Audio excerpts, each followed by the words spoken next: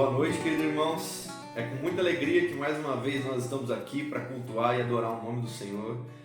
E essa noite faz uma semana que Cristo ressuscitou pelo nosso calendário. Faz uma semana em que as nossas vidas foram restauradas e nós fomos curados, fomos chamados por Ele para o seu reino. E eu queria dar abertura nesse culto com os irmãos abrindo em Ezequiel 47, versículo 12. E aí os irmãos me perguntam, por que Ezequiel 47? O que isso tem a ver? Irmãos, esse texto é muito simbólico para nós que fomos um dia curados e fomos restaurados. Porque a partir de Ezequiel 40, o profeta começa a ter uma visão do novo templo, de algo restaurado e totalmente purificado. E aqui nesse capítulo 47, começa a falar sobre as águas que saíam desse templo, as águas de vida, que traziam vida e cura.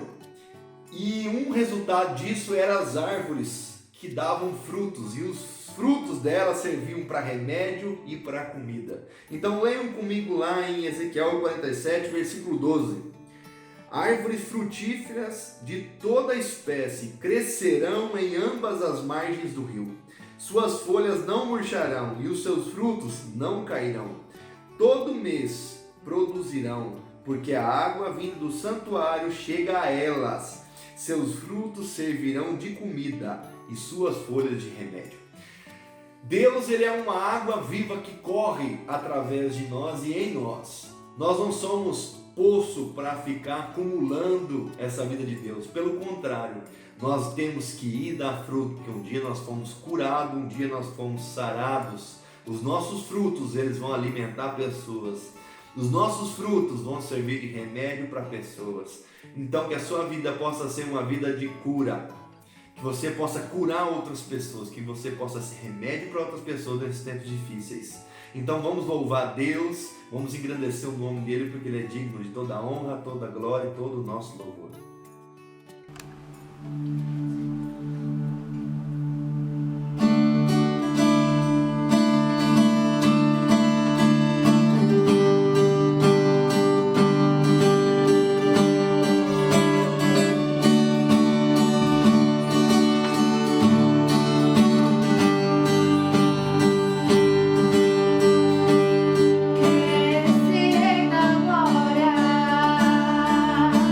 Que me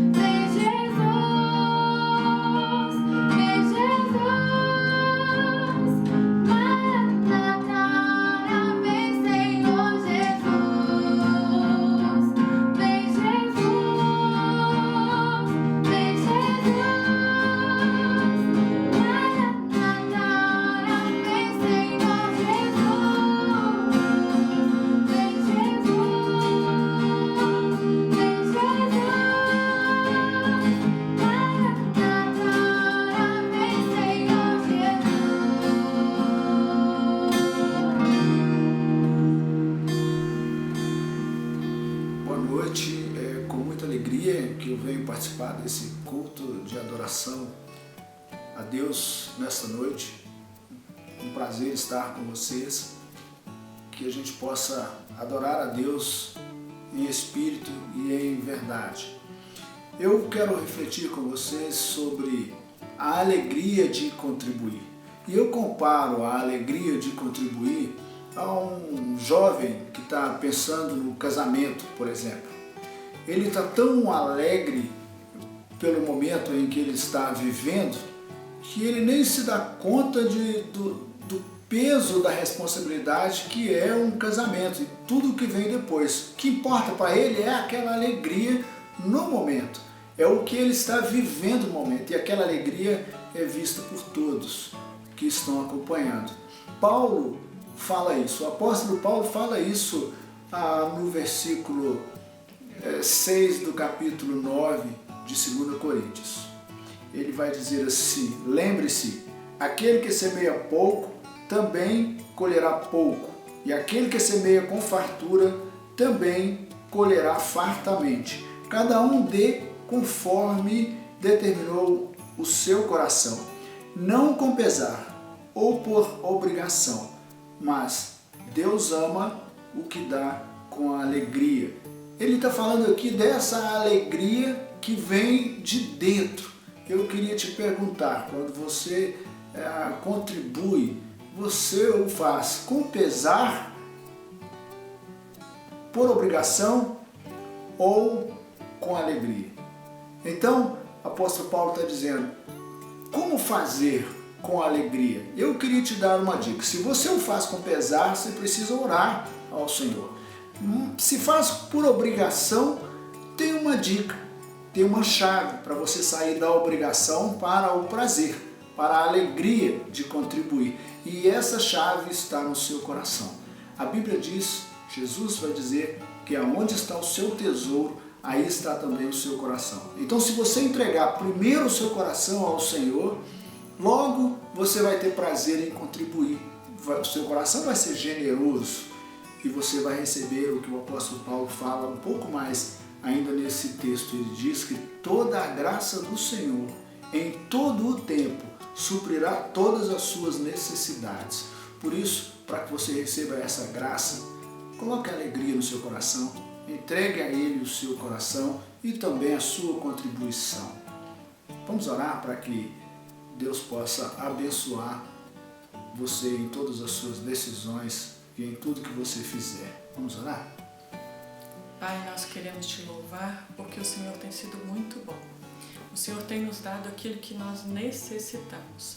Queremos te agradecer, ó Deus, por esse cuidado e queremos, ó Deus, te pedir que nos ajude, que a cada dia possamos entregar o nosso coração ao Senhor, possamos fazer, ó Deus, tudo com alegria, que o nosso coração, ó Deus, esteja desejoso em ser fiel ao Senhor. E queremos, ó Deus, cada dia que a nossa fé, ó Deus, possa estar firmada no Senhor e que possamos encontrar, ó Deus, alegria em devolver, ó Deus, parte daquilo que o Senhor tem nos dado. Nos ajude, ó Deus, para que possamos ser fiéis ao Senhor em tudo que fizermos e que o Senhor, ó Deus, possa dar sempre a cada um dos teus filhos a certeza, ó Deus, de que o Senhor vai cuidar deles. É a minha oração em nome de Jesus. Amém.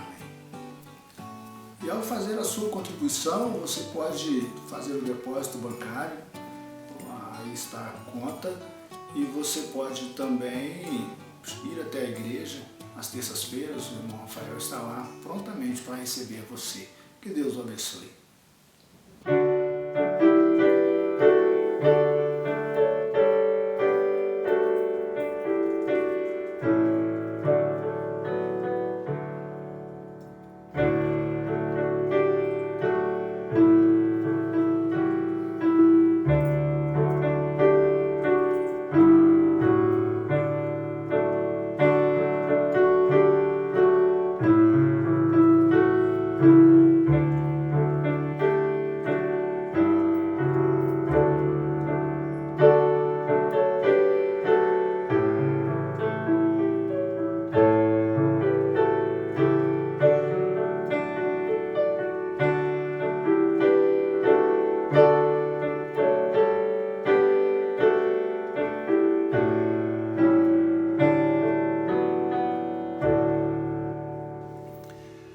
noite, irmãos, amigos.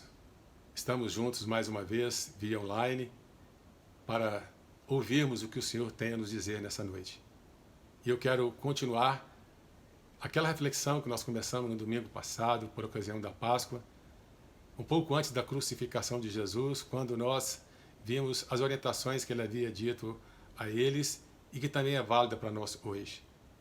E hoje eu quero então continuar tratando o que aconteceu de fato logo após a sua ressurreição. Nós vimos que, a partir daquele momento, tudo o que o Senhor disse se consumou. O espírito da vitória, o espírito da família, o espírito da paz, o consolo, a certeza de um futuro, a segurança da nossa salvação, a vida eterna, a certeza de que nunca seríamos abandonados. E a primeira coisa que eu queria então ver com os irmãos é o que aconteceu logo após a sua morte, na sua ressurreição. Abram comigo João capítulo 20, a partir do versículo 11. Acompanhem todos esta leitura. João 20, 11. Antes eu quero dizer que Maria estava ali junto ao túmulo. E quando ela olha para dentro do túmulo, ela vê que aquele túmulo está vazio e ela começa a chorar. Ela vê 2 anjos ali dentro que questionam por que ela chora. E ela então pergunta, onde colocaram o corpo do meu Senhor? E eis que de repente, quando ela volta para trás, ela vê Jesus em pé. Ela não reconhece. E ela chorando, ele pergunta para ela, mulher, por que choras? A quem procuras? Ela, supondo ser ele o jardineiro, respondeu, Senhor, se tu o tiraste, diz-me onde o puseste e eu o levarei. Disse-lhe o Senhor Jesus, Maria. Ela, voltando-se, lhe disse em hebraico, Raboni, que quer dizer mestre. Naquele momento tão importante na vida de Maria, porque ela foi uma das primeiras a ter um encontro com o Senhor após a ressurreição, ele disse a ela que fosse aos demais discípulos para que anunciasse a sua ressurreição. Sabe por que a Maria fez isso? Porque ela viu o Senhor. Ela teve encontros com o Senhor. Ela viu que ele não é um Deus morto. Ela viu que ele não é um Deus derrotado, um Deus fraco. Ele é o Senhor dos senhores. Ele venceu o maior de todos os inimigos, que é a morte. E ele disse, o meu Deus, o teu Deus, o meu Pai, o vosso Pai, ele se constituiu Deus conosco, um Espírito conosco, e agora Maria Madalena pôde dizer, eu vi o Senhor. E ela disse isso porque o Senhor ressuscitou. Ela ouviu porque ele disse, eu voltarei. Ela ouviu porque ele disse, tudo que é da paz eu vos dou. Ela ouviu porque ele cuidou da família até na hora da sua morte. Viu porque todas as promessas que o Senhor fizera desde o Antigo Testamento, nele se confirmou. E também eu quero fazer uma outra pergunta.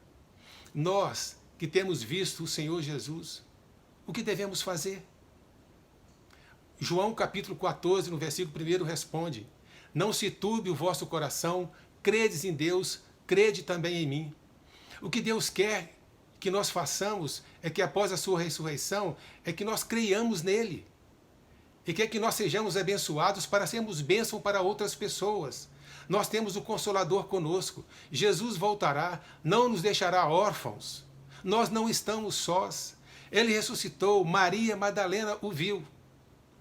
É possível que alguém aqui já tenha visitado Israel e tenha visitado o túmulo do Senhor Jesus e também tenha visto que ele está vazio. E ele está vazio porque o Senhor Jesus vive em nós. Cristo vive em nós. Ele vive em mim e vive em você. João capítulo 15, versículo 4 nos diz que permanecei em mim e eu permanecerei em vós. Diga, Cristo vive em mim. Cristo vive em mim. E agora que nós temos visto o Senhor Jesus, ele quer que nós também façamos como Maria. Devemos anunciar para que o seu nome seja exaltado por meio de todas as redes sociais, por meio da minha vida, por meio da sua família, do seu testemunho. Ele quer que o mundo inteiro conheça que ele é o Senhor dos senhores e que ele é um Deus ressurreto. Ele quer que isso aconteça e quer que o mundo inteiro saiba que ele é um Cristo ressurreto. Veja bem o que Paulo nos diz em Filipenses capítulo 2, a partir do versículo 10 e 11, para que o nome do Senhor Jesus se dobre todo o joelho, nos céus e na terra e debaixo da terra, e toda língua confesse que Jesus Cristo é o Senhor, para a glória de Deus Pai. Sabe, meus queridos, essa é uma missão muito importante que o Senhor deixou para a igreja que somos nós. Todos nós fazemos parte dessa promessa. Promessas que, Senhor, que são verdadeiras. O mundo tem que se curvar diante do Senhor. Ele tem que se curvar diante do Pai. É possível que no judaísmo muitas pessoas ainda esperam pelo Senhor. No islamismo muitas ainda se esperam pelo Messias. Entre os gentios há milhões e milhões que ainda creem que o Senhor ainda é um Deus morto. Não é um Deus, ainda continua esperando o Cristo ressurreto. Só que Ele está entre nós. Ele é o Cristo ressuscitado. E Ele está dizendo a cada um de nós, abandone o pecado. Trate a sua esposa, o seu esposo com dignidade, com honra. Não te ires a teu filho. Filho, respeite os seus pais. Seja homem de uma só palavra. Abandona o vício da bebida, do cigarro, da vida fácil, do mundo, da farra. Creia em mim. Creia realmente que eu sou um Cristo ressurreto. Consagre a sua vida ao Senhor, meu querido. Seja realmente aquilo que o Senhor quer que sejamos. O propósito que Ele tem para a vida de cada um de nós. Ele está dizendo, eu voltarei. E quando Ele voltar, Ele vai reunir a todos os seus. Quando a última trombeta tocar, há de ser como um piscar de olhos. Nas nuvens, todos nós seremos uma só família. Ressuscitarão primeiros os mortos. E não haverá mais nenhuma separação. Nós viveremos com Ele eternamente. Veja como nos diz Apocalipse, capítulo 5, no versículo 8. E quando tomou o livro, os 4 seres viventes e os 24 anciãos disseram, digno és de tomar o livro e de abrir-lhes os selos, porque foste morto, e com teu sangue compraste para Deus os que procedem de toda tribo, língua, povo e nação. Há um cântico bem antigo, mas aliás, diga-se de passagem que música boa não tem data de validade, né? Vamos relembrar um cântico em que diz, glória para sempre ao Cordeiro de Deus, a Jesus o Senhor, o leão de Judá, a raiz de Davi, que venceu e o livro abrirá. Conhece esse cântico? Vamos cantá-lo juntos. Todos, cantemos.